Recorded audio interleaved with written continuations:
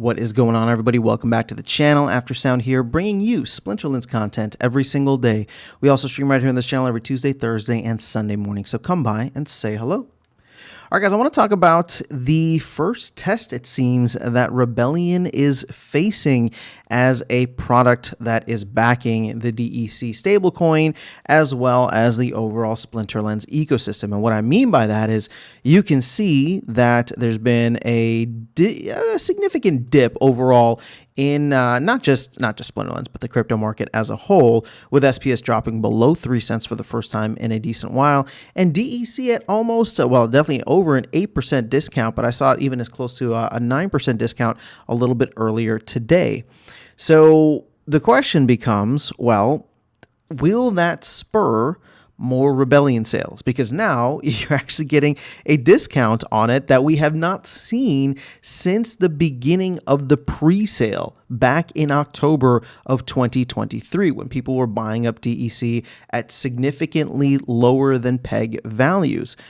So you're able to go and buy these packs well, you can't buy them off the marketplace, but you can buy them from the store for a decent discount right now. But you can also see this on the secondary market, where pack prices have dipped significantly down to $3.57, while, and this is important, while the card values have actually stayed quite static at $4.25. So the arbitrage is increasing for packs right now because the cards themselves within these packs are still quite scarce, and we haven't actually started the conflicts, which is hopefully going to go live later this month. Now, what I'm talking about here is, okay, we are in our first, I would say, like, major dip that we've seen, at least since, you know, the kind of like bullish mania that we had in Q4 with Bitcoin pumping, the launch of Land, and the launch of Rebellion. We're seeing the first kind of softness in the market that we haven't seen in a couple of months. And so while, you know, maybe this whole thing ends up being moot, right, because I'm recording this the day before the first town hall of the year, there's also potential for, you know, Bitcoin ETF news, or there could just be a massive green candle and where Bitcoin decides to like go up without any news, and then the rest of the market kind of follows. So, and then of course the can will be kicked down the road. But if we are going to be in an extended period of time where cards are significantly cheaper, where SPS is lower, where DEC is lower, will we see an increased amount of pack sales? And the truth is, I think we already have. Now, I'm not tracking this regularly, and if somebody has a place in which we can see pack sales per day, I would love to be able to track that. But what I am noticing is the fact that, you know, we were only at about 600,000 packs when we were like early January. And over the last couple of days, you can see here, you know, 532 plus 88, that's about 640 packs, right? 640,000. So an additional 40,000 has been bought over the last couple of days. Now, I don't know, again, I'm not tracking this on a daily basis, so I don't know if, you know, a significant amount of that 40,000 was done in the past 24 hours or in the past 12 hours. But now that I have this as an anchor, right, I'm recording this on the evening of July 7th, we can always go back and say, all right, well, how many more packs? And actually, it's a little bit closer to 641,000, right? So for anybody who'll be tracking this in the future, just know that Sunday night U.S. time, it was about 641,000 packs. We'll see if more end up getting purchased over the next couple of days. But like I said, if we get some crazy bullish news, that could push everything up. I'm just curious to see what ends up happening in terms of the product actually backing the stablecoin, right, DEC, because at this point in time, like, Land is cool, but Land hasn't even hit 20% utilization yet, which is a little disappointing, but that's a topic for another video.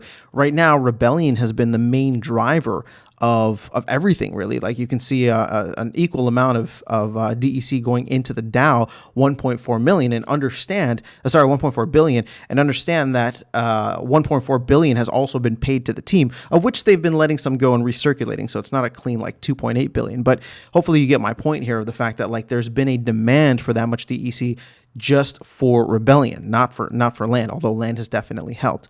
So now that, you know, the fervor for Land is down until 2.0 comes out, or 1.6, now that the fervor for Rebellion has quieted a little bit, right? I mean, obviously there's still not enough Rebellion cards out there for the community, but everybody's just kind of waiting to see. And this might be the first test of, well, okay, if the cards get cheaper, do people start buying? Do people start aping in? Or does, just like normal psychology for any kind of market, once everything starts dipping, everybody gets scared, right? Everybody's waiting for a dip until the dip actually happens. And then they're like, nah, I think it's going to go lower. I think it's going to go lower. So to me, this kind of represents the first test that we're seeing over an extended period of time. If, the prices either stay stagnant or go down. And the reason that staying stagnant is important is because there is an 8 to 9% discount on packs right now if you were to buy, and that's not including any bulk discounts that you'd be able to get too, or the bulk bonuses that you would get. So imagine being able to scoop up this much DEC. Now, one thing that the community loves to watch is the company DEC, because this usually leads to SPS burns. But at this point in time, I was even just calculating it. If the company were to go out and buy 25 million DEC, right, to get back up to 300 million. Actually, I think I even have the page open here, right? So if they were to buy 25 million DEC, and this is the biggest pool, right? DEC and SPS.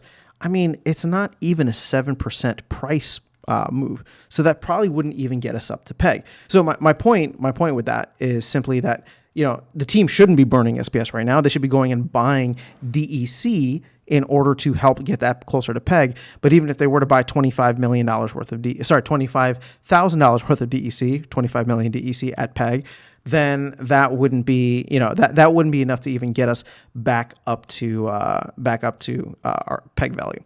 But either way, we'll wait to see how things shake out. Like I said, this video might end up aging poorly in the very short term if things go absolutely bananas this week for one reason or another, right? Whether it's macro with Bitcoin or whether it's micro with Splinterlands and the town hall and conflicts and all this stuff. Maybe everybody getting a little bit more information as the team shares an unofficial roadmap or something over the next couple of days. I think, okay, let me not put out unnecessary expectations. They said that they would want to get their roadmap done and out by the end of January. What I'm saying is that if Matt comes on the town hall this week and talks about, yeah, this is kind of what we have, right? Like unofficially saying like, here's what we're planning to do, that could create a lot of hype. And then, all of a sudden asset prices go up and decouples maybe from Bitcoin, although I don't know that we're ready for that yet. So just wanted to call this out as a period of time that's going to be interesting to observe for the assets within Splinterlands, those specifically backing the major tokens here, DEC and SPS. But let me know your thoughts in the comments below. If you have been waiting for Rebellion prices to get a little bit cheaper, are you jumping in now or are you waiting, right? And again, there's no right answer. I'm not trying to like shame anybody or call anybody out one thing or another. I'm just curious to see how people end up reacting to I would say significant dip in the market and significant dip in asset prices here. Although the one thing I will call out that has been holding relatively well is the card value, $4.25. So the estimated value is still there. And I don't know who the arbitrage players will be, but that arbitrage is looking rather juicy right now, or at least juicier than it was over the previous couple of weeks. But that is all I have for you guys in this video. Let me know your thoughts in the comments below. Otherwise, I'll catch you all in the next one and see you around the game. Take care.